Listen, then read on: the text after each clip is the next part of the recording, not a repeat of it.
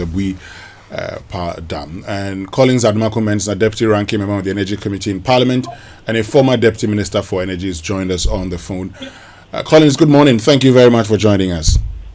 Yeah, good morning, and I'm happy to be here. Great.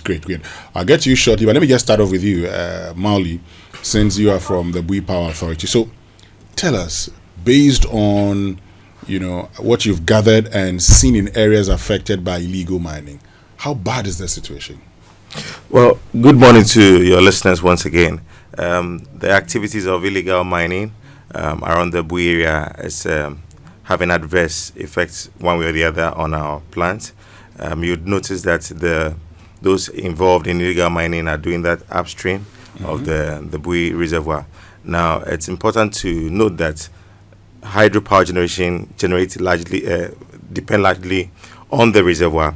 So the activities of illegal miners upstream the dam causes sedimentation one way or the other, which will have adverse effects on our plants in terms of the cavitation, erosion of the turbine blades and all that. So this is one critical issue that we are challenging as an authority, and we are looking to continue all efforts that we already garnered in terms of fighting the menace within the enclave. Right from the documentary, it was stated that we have a security task force based at the Bui generating station, and that task force is made up of the Ghana Army, the Navy, the Ghana Police, and then the Bui Security itself. And this task force are well resourced by us at the Bui Power Authority to fight galamsey. And beyond that, we've extended help to our the two coordinating councils, i.e. the Savannah and then the Bono coordinating councils as well, in terms of supporting them with vehicles and fueling, resourcing those vehicles in terms of to increase the patrol and to strengthen their activities of illegal mining. Then on the riverine itself, we do weekly patrols on the black water just to ensure that the activities of illegal miners are kept one way or the other. And we have been part of the National Anti-Galamsey Illegal, the 9 months program as well as part of previous galamsey efforts that were done in the past. And we are continuing in that effort. Great. Let me bring in Collins Admakun, because I know you visited the Bui Enclave. From what you saw, how serious is the threat of illegal mining to the dam? Well, first of all, let me say good morning once again to yourself and your panelists, and my very, very good brother, Mauli. Mauli, you did not inform me that you've moved to Bui. He's a very good brother of mine. I'm happy he's contributing to Ghana's development. But part of our mandate as a committee, last year we decided to focus our attention on the power sector. And so we began our visitation to all the major institutions that deal with the power sector, generation, distribution, and all that. So we visited VRA, we visited Gridco, went to ECG, and then we went to NETCO in Tamale. It was on our way from NETCO that we decided to also visit Bui. We spent 2 days at Bui. In fact, that was my first time of visiting the facility, a very beautiful edifice. And let me say congratulations to all the workers there. We were told during the meeting that currently the machines, maintenance, everything with regards to the operations of Bui are being managed by Ghanaians. And that was quite refreshing. Then we had a town hall meeting kind of with the staff and the management of Bui. It was during this conversation that the issue of galamsey came up. And then later we visited the dam itself to see for ourselves how power is generated and all that. And as my brother Chikata talked about, hydropower it comes about primarily because of the speed of the water and turning the turbines to create some friction, and then energy is produced. Unfortunately, we were informed that on the banks of the river, with the black water, we're told that galamsey activities are really disturbing the activities of the dam. Now, what happens is that, and one of the officers informed us that when the galamsey activities are ongoing, the color of the water changes. And sometimes it comes with its other materials, stones and other materials that can affect the turbines. And just, I think, last month, we were informed that Ghana has now hit a new peak, which is well above 4,000 megawatts. If we is to have an issue, you should just imagine the catastrophic nature of a 404 megawatts plant shutting off, and Ghana hitting a record high of about 4,000 megawatts at a peak period. So it is a very, very serious issue.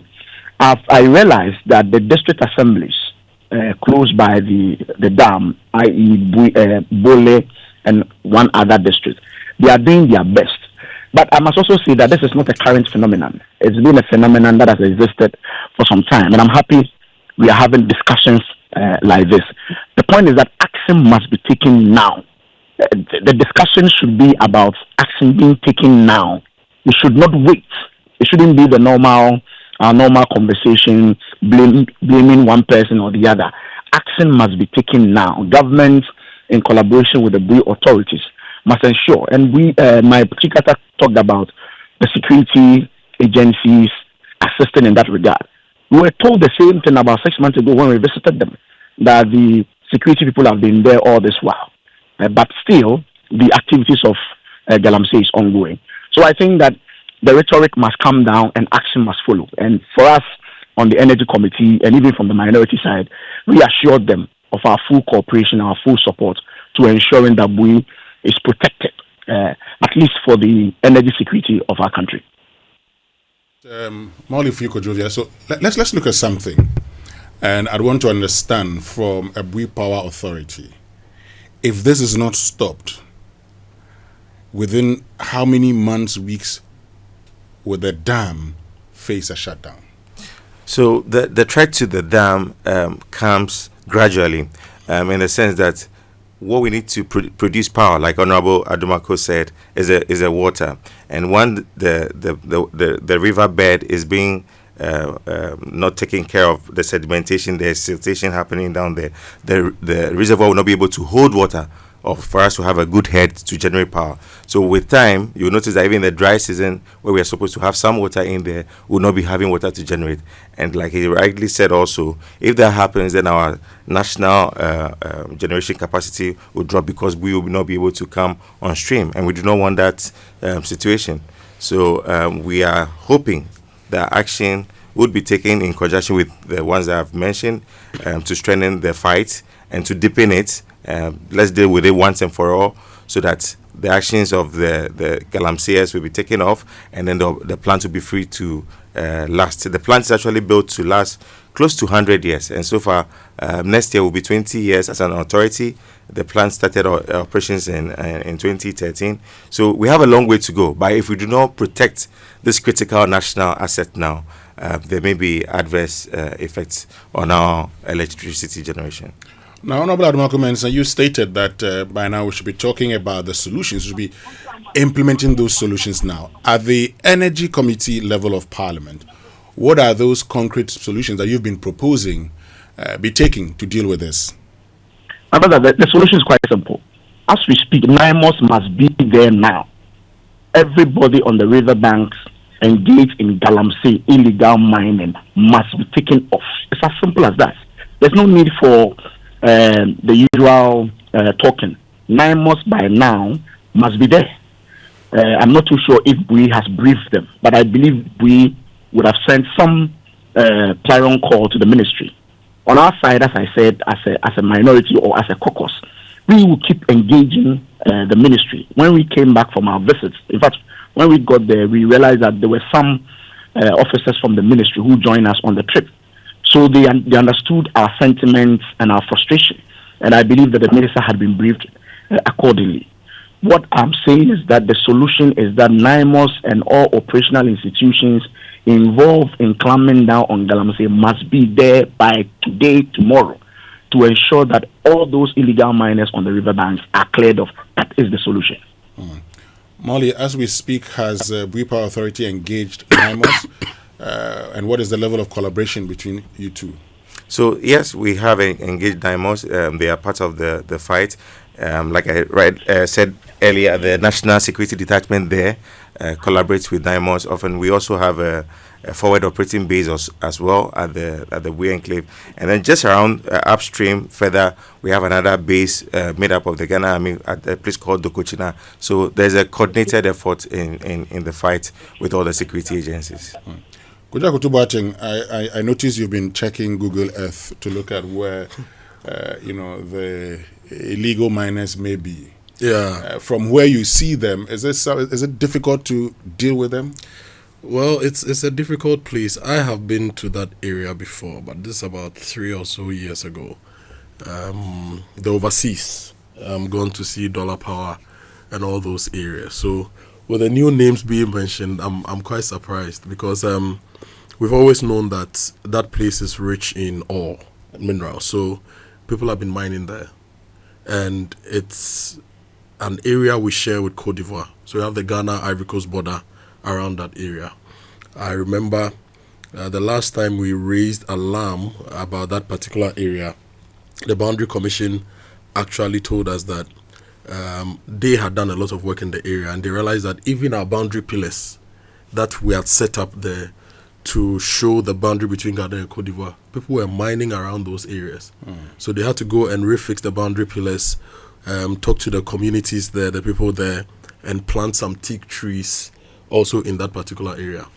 Now, if you look at the general Bui Enclave and you want to get a sense of the size of the area, from upstream, downstream, left, right side of the reservoir, you realize that the area is close to the size of the Greater Accra region. It's not a small area, okay, including the water catchment area. It's a very large area separated by the lake and then the rivers. Okay, all the tributaries that flow into the reservoir are also there. So there's a lot of work that needs to be done. I used to go to a place called Babato in the Savannah region. And Babato, when you get to Bamboy, you hang a right. Now, every time you go to the bridge crossing before you enter Bamboy, we would see people mining in the river. And this is in the open. It's not like something they are doing in the forest. They were mining in the open, and they consistently do that. So every now and again, the assembly will go raid the place, burn champagnes, sack people run away. My question here is, what can we do to prevent the people from coming back when we sack them? That's on the people who are mining downstream. So those of you watching online at the moment, if you see what is on your screen, this is the Bui. So there is the Bui Dam. So this is the Bui Dam itself. This structure you see. If you can go online, you can see the Bui Dam. And then you have the Bui community, you have the solar farm. And Bui has done well. They have the Chachadu mini water hydro plant in Volta. Yeah. You have the main Bui, and then you have your solar farms. Yeah, so you've diversified very well. Yeah. Now, when they release the water from here, this water from the Bui Dam itself then comes down through the Black Volta, goes all the way to go and join the other Volta rivers around the Bui-Yape area, right, and flows into the main Akosombo enclave. Yeah. So this area I'm zooming in right now is downstream, and if I zoom further, you see that there's galamsey ongoing. Clear evidence, glaring evidence, and this is not any small size of land. Glaring evidence of galamsey ongoing, and this is the bridge that goes to Bamboy. So from the bridge, you see people mining gold. Now, if you go overseas, the overbank area, there's a town called, is it Entreso, right? Yeah. Entreso. Yeah. We constructed a road from Entreso to the Dollar Power area because Dollar Power is still part of Ghana. Yeah. And so the development we are seeing in other parts of Ghana, they need to get same hospitals, schools, and everything. Now, that also, unfortunately, I believe, has also opened up the place a bit more. Now, people have access, and they are getting access to other parts of the area to mine. So this area I'm showing you, if I zoom in, Winston, you see that all these are mining pits. Yeah. All these are, so this is one side, okay? I zoom out, I go down, you see a bigger community that spans about 1,000 acres. All this area, they are all mining pits. Okay, and when they mine and it rains, the water will wash all the aggregates and everything and drop it into the Bui Dam. Yeah. It drops it into the water course. Okay, so all these areas we've marked yellow on the map are areas that people are mining. Now you go to the other side on the Bole Bamboy Road all the way to the north. There are other areas in the forest that people are mining.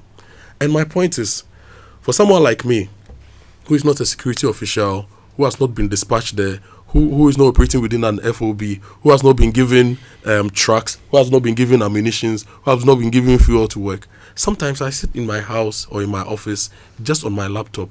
I'm able to see the changes in our landscape over the years. If I give you a historical image of these areas, you'd realize that over the years, they keep expanding. So what prevents us from putting men on the ground, boots on the ground, and firing some of these people and protect this asset? Because Bui is not just a power treatment plant. There is a plan for the Bui city, the Bui ecotourism enclave, the Bui University, and all those things.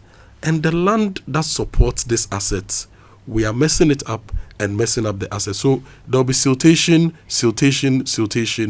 and then the capacity of the dam and the gravity will reduce. So you won't get enough water pressure to run the turbines the way they have to run, because it's a gravity dam, is it not? Yeah. Exactly. So we built the dam so that we could store water and create some push factor, a force that runs through the turbines, and we are messing it up. And from Bui, it's going to get into the main Volta lake system, affect Akosombo. And you see, my other big challenge is that there are water treatment plants along this channel. And one of the main water treatment plants is the biggest water treatment plant in the whole of Ghana, the Pong water treatment plant. The Volta is big, so we think that it will absorb all these chemicals and neutralize them. But chemicals build up, heavy metals keep building up, and they don't get lost in the environment. So these heavy metals are getting into the lake. We are buying a nam from Yeji to eat. And very soon we need to start testing the fish from Yeji. We are buying fish from Yeji to eat. This water is getting into the water system. It will get down to Kwon to be treated for us to drink in Accra. So you be in Accra and you think, oh, it's happening in Bui, it's not my problem. It's your problem. It's our problem. Molly, you want to make a point? Yeah, just to buttress what Kojo is saying. So you notice that the livelihood of those who depend on the black water originally has been affected. Somewhere last year, I joined my CEO on our usual stakeholder engagement to visit the Bui chief, Bui Power. And one of his major worries was that in the past, his community or the people around Bui depended largely on the black water, which comes right from when we are done generating. But now it's becoming a problem because the water coming downstream is all brown. And he was urging us to continue the fight again. So I think livelihood, one way or the other, apart from the power generation, the electricity generation, livelihoods have been affected. The fish stock in there, one way or the other, have been affected as well. So if urgent action is not taken now, we may just look the ecology and we just lose the dam as well. So an urgent step has to be taken. We must increase the fight. And like I said, all the collaborators at the Bui Enclave are there. We have a forward of operating base. There's a Ghana Army, the police, the Navy, the Air Force. From the documentary, the Air Force are putting up an airstrip there currently. So we need to increase our efforts in the fight to win that fight once and for all. Now, let me get your Honorable Adumako Mensah, because you've been there, you've seen what's happening. There were some officials of the Energy Ministry also. As a committee, bearing in mind that this could actually affect power generation, what have you done so far? And based on your engagements with the other ministries, particularly those in charge of fighting illegal mining, what sense do you get about their willingness to go fight the menace around the Bui Enclave? The willingness is there. I don't see the urgency in their actions. Clearly, if you listen to Kojo's narration, and he gives a very beautiful graphical picture and tells you that this problem did not start just yesterday. It's quite known that the illegal miners have been on the riverbank, and sometimes authorities go to burn some time. And so they know that this thing is there. So the willingness is there, but I'm not seeing the action, the urgent actions by the authorities to ensure that this thing is nipped in the bud. And as Kojo rightly put, the effect on Bui Dam or the effect on the river may be felt elsewhere, all the way to Pong. And as I said, it's going to be disastrous if Bui goes offline at this particular point in time. And so, on our part as the committee, we continue to engage. And as I said, reports have reached the ministry about what we saw when we visited Bui Dam. In fact, we engaged the managing or the management. They also indicate some frustrations. The cost of security on the books of Bui has gone up, and Chikata, I'm sure, will confirm this. They continuously have to engage security people to be there 24 hours. But if you look at the number they have in terms of security, the number of people who ply those areas as security agents, and you compare that to the activities and the number of people involved in galamsey, obviously at a point in time they will be overpowered. And that is why we need a bigger hand to come in and assist Bui Power Authority in stopping this particular menace. So on our part, I can assure you, we continue to engage, we continue to speak about it. And galamsey now is not just about water we drink. It's not just about that. It's moved to our energy. And even today we are speaking about Bui, but when we got to, I think, VRA or Grico also complained very bitterly. And when I was sending you a picture of some of the pictures that displayed to us, you know, they have these major pylons, big ones, carries their wires. Some activity of galamsey are so bad that they dig and go down to where they have their pylons, and this weakens the pylons. Unfortunately, when some of their engineers go there to repair them, they inform us that they are attacked by the galamseyers, thinking that they are security officers who are coming to clamp down on the activities. So it has gone beyond just the water to drink. It has gone beyond that, and now it's affecting our energy security. So on our part, I can assure you we'll continue to engage, but I'm saying that this must be treated as a national emergency, and as quickly as possible, all the institutions involved in the fight against galamsey must move to Bui as a matter of urgency. And you see, Winston and Mauli and Honorable Adumako, what's also worrying me is that when you look at the data, the periods where a lot of the distraction also started, it was the election year periods. Okay, if you look at the election year periods when we are lax and we don't do any proper enforcement, that's where a lot of distraction happens. So this chart I'm showing you in the this is the downstream area. If you go to 2018, 2019, there was no galamsey happening there. Fast forward 2019, 2020, active galamsey. Then you get to 2024, no proper work being done in that area, and then galamsey worsens in the area. So the political class, and Honorable, you are a politician, so this, I believe I'm speaking directly to you. The political class and your attitude of relaxing enforcement and ensuring that we get these things done in the election year is really hurting us. If you go to a lot of the areas in Eastern region, Ashanti region, and you do historical mapping, realize that a lot of the distraction happens within election years. What is within election years that you cannot use to enforce and regulate these things so that we don't mess up our country? It's a big worry to me. Kodo, I think you have a point, and I've made this point quite clearly, and I can say shamefully that we as politicians have not done well when it comes to the fight against galamsey. And I'm a politician, and I'm saying it. I mean, election time, you hear all the rhetoric, and I tell you, some members of even political parties put pressure on the authorities to slow down on their activities in bringing down galamsey, getting close to elections. Because you can go to a particular constituency where 60 to 70% of all the indigents, the youth, are involved in some form of illegal mining. And they tell you frontally that if you do this, we are going to vote you out. And indeed, the records are there to prove that some people have suffered political defeat or humiliation on the basis of their penchant to clamp down on illegal mining. So yes, as I said, shamefully, I have to admit that we politicians have not been very, very, for want of a better word, not been very, very forceful when it comes to that aspect. And you are right, Kojo. But we can't continue like this. It has to get to a point where things must change. Today we are in 2025 or 2026. We have 2 clear years to an election.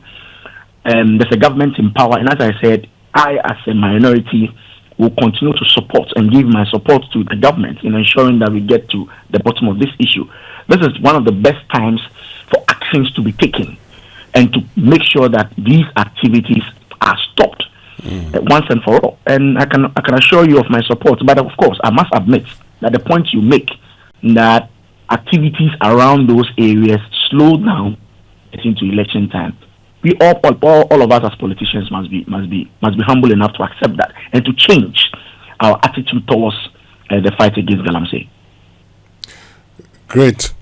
Now, are you prepared to get the appropriate ministers into Parliament? I mean, are you prepared to take this to the floor of Parliament so it becomes a national issue for discussion in Parliament, and from there, a solution be found? Well, galamsey itself, if you follow proceedings in Parliament, is still a very topical issue. But most of the time, the debate has been towards drinking water. Energy has not been that forceful. At the committee level, I can assure you that we've had a lot of discussions at the committee level. But we can use our parliamentary processes to trigger maybe an urgent question on the floor to bring the minister to the floor to give us some solution that is already implemented. And of course, as I said, the minister may come in and do the rhetoric, but the real work is to see state agencies, the Ministry of Interior, the Ministry of Defense, Lands and Natural Resources Ministry, and the Energy Ministry collaborating to ensure that at least all those galamsey activities along the riverbanks of the Black Volta is taken care of. That we can do. And I can assure that, as I said, we are already doing it behind the scenes, because sometimes we have this discussion with the ministry at the committee level and assurances are given, but it seems that we need to do more in ensuring that those assurances are really, really implemented to the fullest. Collins Adnwaku-Mensah, thank you very much for joining us this morning. Thank you very much, too, and happy to be on your show. Greetings to Koyo again and my good brother, Fui. Oh, yes, you end by calling him Fui. You're calling him Chikata. So I was wondering, why you were calling him Chikata. I thought it was a name the two of you had. Collins, calling Mauli Chikata. Yeah, I think it was a Komodo thing. Yeah. Yes. Yeah, or that fraternity. We are grateful.